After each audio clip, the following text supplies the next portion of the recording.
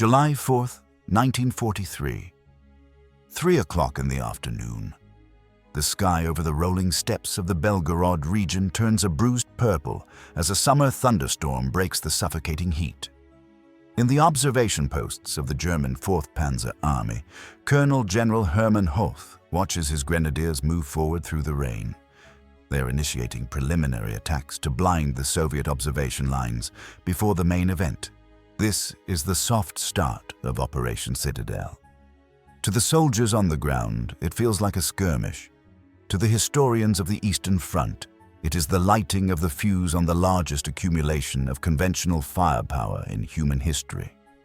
For months, the Kursk salient, a bulge in the German lines 150 miles wide, has been the focus of every strategic map in Berlin and Moscow.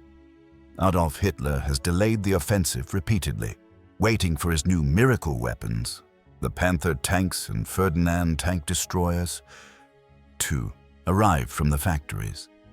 This delay has been fatal. It has given the Soviet Red Army time to construct a defensive network of terrifying complexity. 8 concentric lines of trenches, a mile of minefields for every mile of front, and 500,000 anti-tank mines. At 3:15, the German 48th Panzer Corps pushes into the forward Soviet outposts. The fighting is vicious and intimate. Soviet defenders in the combat outposts realize this is not a patrol. They radio back to the Central Front headquarters. The Germans are coming. By the evening of July 4th, the rain stops. The air becomes heavy and humid. In the Soviet headquarters, Marshal Georgy Zhukov and General Konstantin Rokossovsky are making a gamble. They have interrogated a captured German sapper, Private Bruno, who reveals that the main offensive is scheduled to begin at 0300 hours the next morning.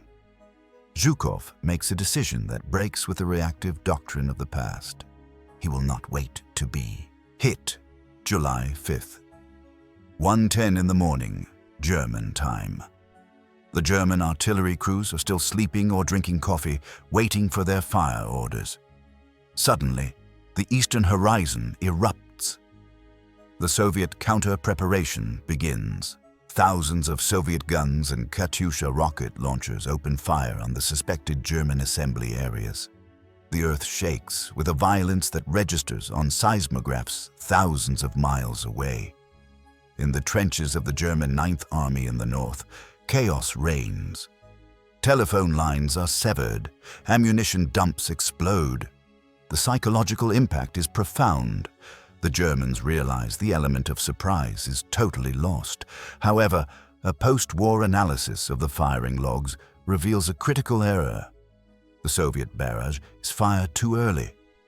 Most of the German tanks and infantry are still in their deep bunkers or rear assembly areas, not yet in the forward jumping-off points. While the noise is apocalyptic, the physical damage to the Wehrmacht's combat power is relatively light. The German timeline is disrupted, but the machine is not broken. At 0430 hours, the German artillery answers. Operation Citadel officially begins. In the north, Field Marshal Walter Model's 9th Army attacks toward the Olkovatka Ridge. Model is a defensive genius, skeptical of the entire operation. He sends his infantry in first, holding back his tanks, trying to chew through the defenses methodically. The German infantrymen of the 6th Infantry Division step into a nightmare. They are not fighting in open fields. They are fighting in a mathematical grid of death. Every valley, every ravine, and every patch of high grass has been pre-sighted by Soviet artillery. The minefields are so dense that German combat engineers, pionniers, have to crawl forward under machine gun fire to clear paths by hand, lifting T-42 mines one by one. By mid-morning on July 5th, the northern attack is already stalling. The new Ferdinand tank destroyers, 90-ton monsters with 80mm guns, rumble forward. They are impervious to Soviet anti-tank rounds, but they have a fatal design flaw. They lack a hull machine gun. Soviet infantrymen, realizing this, simply wait in their foxholes for the Ferdinands to pass, then swarm the vehicles with Molotov cocktails and flamethrowers, blinding the optics and burning the crews inside. In the south, the situation is different. Here, General Erich von Manstein has concentrated the bulk of his armor.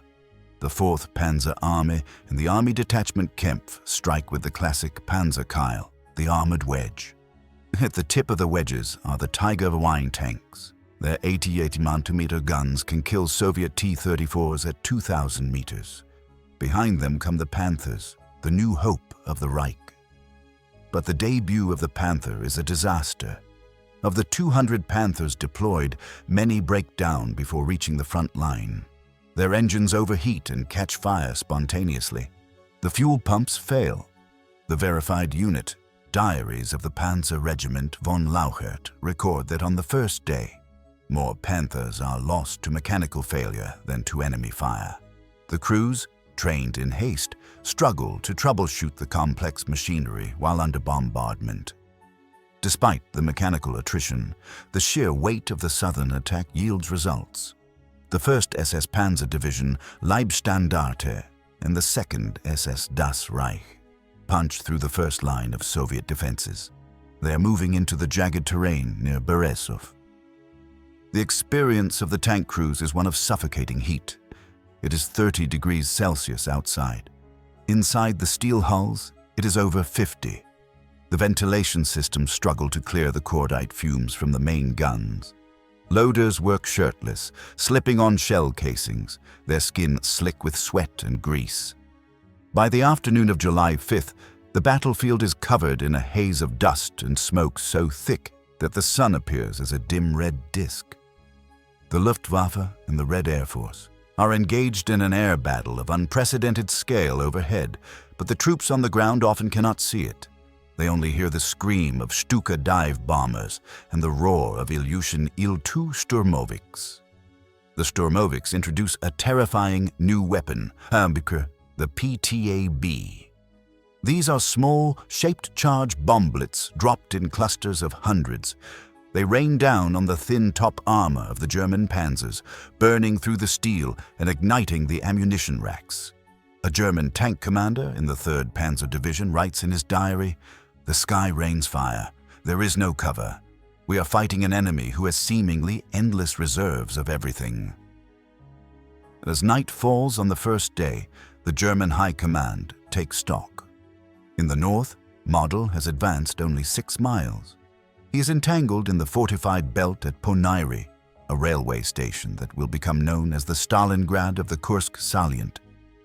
In the south, Hoth's panzers have penetrated deeper, perhaps 10 to 12 miles, but they have not achieved a breakthrough. The Soviet line is bending, but it is not breaking. July 6th, Day 2, 0500 hours. The offensive resumes with grim determination.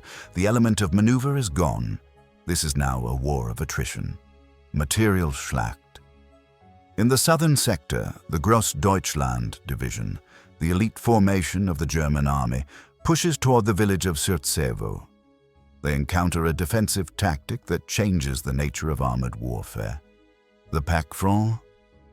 Instead of distributing their anti-tank guns individually, the Soviet commanders have grouped them into batteries of 10 or 20, commanded by a single officer.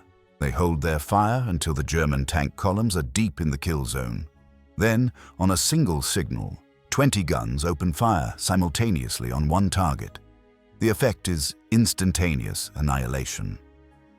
The war diary of the Grossdeutschland Division records the confusion. Tanks detonate without warning. Commanders peer through periscopes, trying to spot the muzzle flashes, but the Soviet camouflage is masterfully disciplined. The German advance slows to a crawl as they are forced to clear every copse of trees with artillery before the tanks can move. While the tanks grind forward, the infantry pays the highest price. The German doctrine relies on panzer grenadiers to protect the tanks from enemy infantry.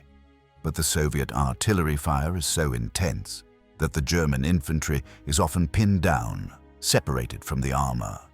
This leaves the tanks blind and vulnerable to Soviet tank hunting squads armed with magnetic mines and grenades. By the afternoon of July 6th, a sense of unease begins to permeate the German command posts. General Manstein is receiving reports of massive Soviet tank reserves moving toward the front. These are not the units he expected to fight. Soviet intelligence, aided by the Lucy spy ring and British ultra intercepts, has allowed the Red Army to position the 5th Guards tank, army in reserve, ready to counterattack. A common myth about Kursk is that the Prochorovka tank battle on July 12th was the decisive turning point where the Germans lost. In reality, the battle was strategically lost in these first 48 hours. The German plan relied on a rapid breakthrough to encircle the Soviet forces within 4 days. By the evening of July 6th, they are still chewing through the second defensive belt, running behind schedule and bleeding irreplaceable reserves.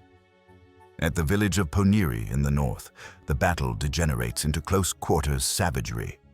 Model throws in the 18th and 9th Panzer divisions. They capture the train station, then lose it, then capture it again.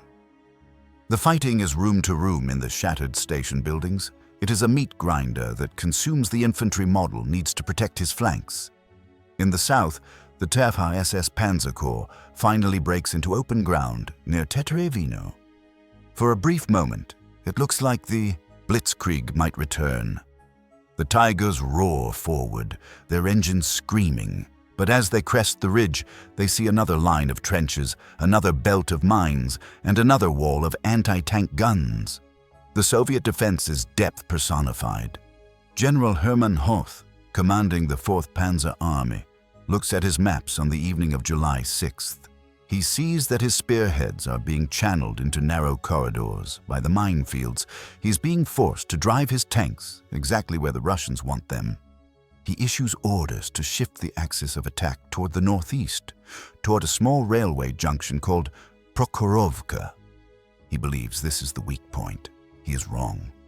As the sun sets on the second day, the steppe is illuminated by thousands of burning vehicles. The smell of roasted wheat and burning diesel is overpowering. The German army has advanced, but they have not broken through. They have fired more artillery shells in 2 days than in the entire Polish campaign of 1939. The soldiers on both sides collapse in their foxholes, too exhausted to eat. They know that tomorrow will be the same. The verified casualty reports for the first 48 hours show that the Wehrmacht has suffered over 25,000 casualties. The Red Army has lost nearly double that number, but the Soviets can replace their losses. The Germans cannot. The Battle of Kursk has just begun, but the clock is already ticking down on the Third Reich. The gamble of July 4th has failed to produce a miracle. Instead, it has produced a furnace that will consume the last strength of the German Panzer Army.